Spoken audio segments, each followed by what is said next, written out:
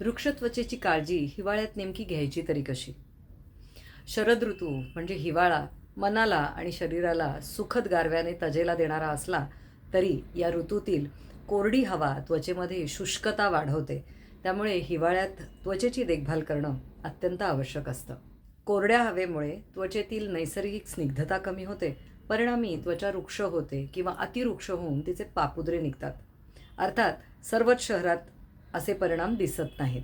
उदाहरणार्थ मुंबईसारख्या आर्द्रता जास्त असणाऱ्या शहरात पुणे किंवा नागपूरपेक्षा त्वचेमध्ये बरीच कमी शुष्कता जाणवते.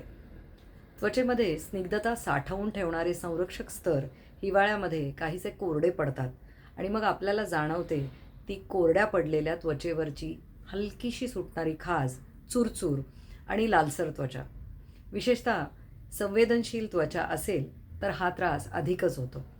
असा त्रास होऊ नये म्हणूनच बर्वाचं शुद्ध गाईच्या तुपाने युक्त असं मॉइश्चरायझर आणि बॉडी लोशन वापरून त्वचेला सतत स्निग्धता मिळत राहील याची काळजी घेऊया. खूप कोरड्या त्वचेवर हिवाळ्याच्या दिवसात भेगा पडतात. प्रामुख्याने हात, ओठ आणि पायाचे तळवे इथं या भेगा दिसून येतात. कधीकधी या खूपच त्रासदायक ठरतात. त्वचा खूप शुष्क होऊन फाटली असेल तर त्यातून संसर्ग होण्याचा देखील संभव असतो. म्हणून तुमच्या ओठांसाठी बर्वाचं गाईच्या तुपाने युक्त असं लिप बाम वापरा आणि हातपाय तसंच शरीराच्या इतर भागांना मऊपणा देण्यासाठी, नरम ठेवण्यासाठी बर्वाचं बॉडी लोशन वापरा. हिवाळ्यातल्या ह्या कोरड्या हवेचे परिणाम चेहऱ्यावर देखील दिसतात. फेसवॉशने चेहरा धुतल्यानंतर चेहऱ्याची त्वचा कधीकधी आक्रसल्यासारखी होते आणि चेहरा अगदी पांढरा फटक दिसतो. कारण गारठ्यामुळे त्वचेच्या स्तरातील रक्ताभिसरणाचा वेग हा कमी झालेला असतो. यावर उत्तम उपाय म्हणजे बर्वाचा सल्फेट फ्री अतिशय सौम्य असा रिफ्रेशिंग फेसवॉश वापरून चेहरा धुवा आणि लगेचच त्यावर मँगो बटर मॉइश्चरायझर लावा.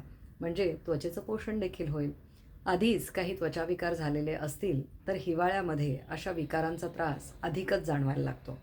उदाहरणार्थ एक्झिमा म्हणजे थोडीशी जास्तीची खाज सुटणे, सोरायसिस किंवा रोझासिया हे त्वचाविकार संवेदनशील अशी त्वचा असल्यामुळे पुन्हा डोकं वर काढतात. अशावेळी तुम्ही तुमच्या त्वचाविकार तज्ज्ञांचा म्हणजे स्किन स्पेशालिस्टचा सल्ला अवश्य घेतला पाहिजे. हिवाळ्यात मात्र उबदार राहा, निरोगी राहा.